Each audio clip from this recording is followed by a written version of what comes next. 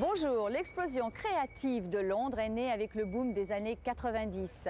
Dans la musique, dans l'art, mais aussi dans la mode. Et la bombe anglaise dont vous allez découvrir le portrait dans cette émission, c'est Alexander McQueen. Catapulté à l'âge de 27 ans comme directeur artistique d'une des plus prestigieuses maisons de haute couture française, Givenchy, vous allez découvrir dans cette émission l'univers de ce créateur hors norme. Au sommaire, visite de son collège, fier de son passage dans ses murs. Son style, son agressivité et son érotisme déroutant, vous les retrouverez également chez ses artistes préférés, Björk, Goldie, mais aussi chez les sculpteurs Chapman Brothers. Sa mode avec ses défilés qui décoiffent et qui font couler tant d'encre. Nous allons passer un après-midi dans son studio à la veille du défilé printemps-été 98. Mais ici, à l'est de Londres, tout de suite l'interview exclusive de sa maman.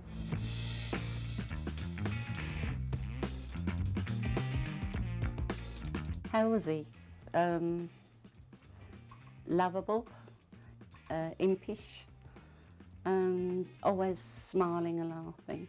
We were never what people call poor. My husband was a London taxi driver, so we had everything that any normal, he had, even though there were 6 children, they all had everything that they should have had. And he always wanted to be a designer. He always has. You know, when he left school, he wasn't sure what he wanted to do. I mean, he'd been doing all this drawing and designing even before then and everything. And because we tried to encourage him, like, you know, as I said, you know, when he left school, you've got to get a job. And he was out of work, and we was watching a television programme one evening, and they were saying that they couldn't get apprentices to work in Savile Row. So I just said to him, well, you know, why don't you go and try? So he said, well, you know, it felt a bit odd. So I said, just knock on the door. They can only either say yes or no, you know. And that's exactly what he done. He went and knocked on the doors until he got an apprenticeship offered him. Quite a few of the family were involved in tailoring. It was something that runs through my husband's family and back in my family as well.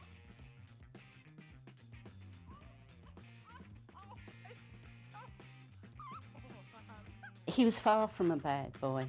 In fact, he was a very loving, happy child and very generous. He's a very generous person. He's very feeling for other people who are not so, you know, if any problems, any trouble, he would be there to help people. You've got to understand, if you come from the East End of London and if you've got a short haircut and you wear trainers, you're immediately characterised as what they'd call a yob or a hooligan or whatever. And his attitude was, well, if that's what they think, you know, let them think that. And that's the way, you know, it's progressed from there.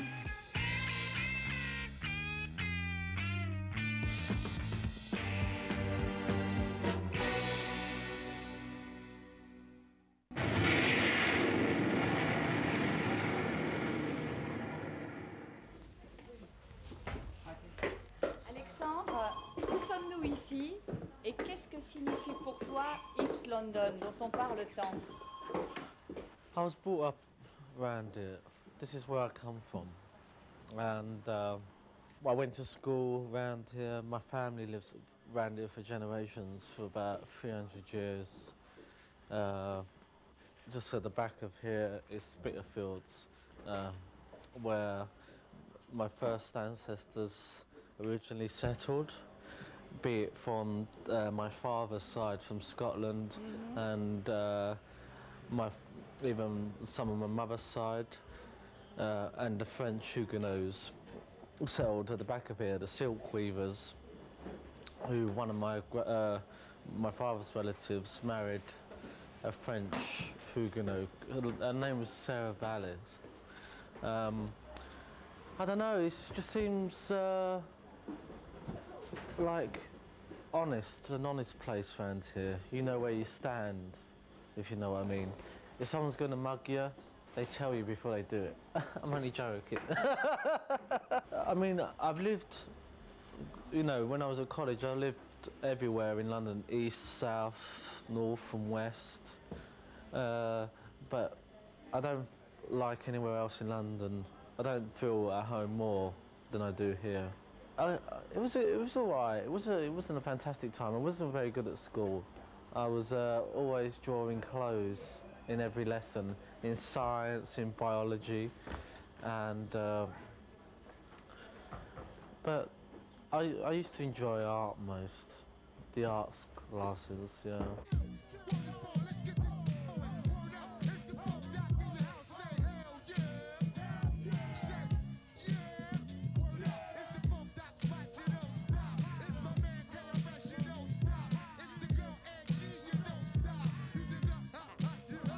Always got a history of turning out some famous people, so it does something important.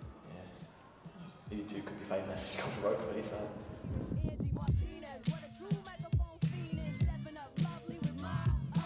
Like for another person who likes designing than it is, so they know they can achieve something outside school. Yeah, you can look at this and then think, like, not necessarily to be a designer, but I can do what I want to do if I just put my mind to it.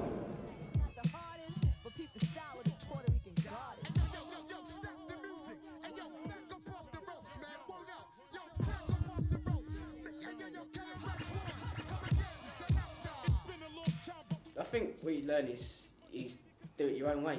I mean, if the teacher tells you to do it one way, you can, like, you don't always. You can turn around and say to them, "Well, I don't think you can do it that way. I want to do it my way," and they're gonna respect that for you. I mean, they won't tell you off or anything.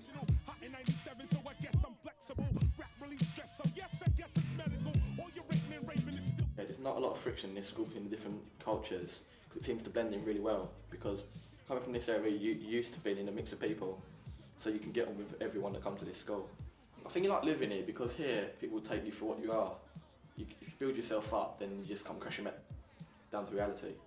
Everyone here is like working to survive, so basically, there's no... It's very basic. Everyone is who they are. No one's trying to create their own different image. I think that's what makes him like good as well, because you don't really see him close that look like him, like his. So he's got like that kind of market to himself. So I think if he does that, it's alright. It's the high exalted ruler of the Buddha. The cash make my pockets stick out like a tumor. For the consumers, I get busy with the pluma. Detonate the bomb to make you hibernate sooner. You always have to press your fabric before you twirl because it shrinks.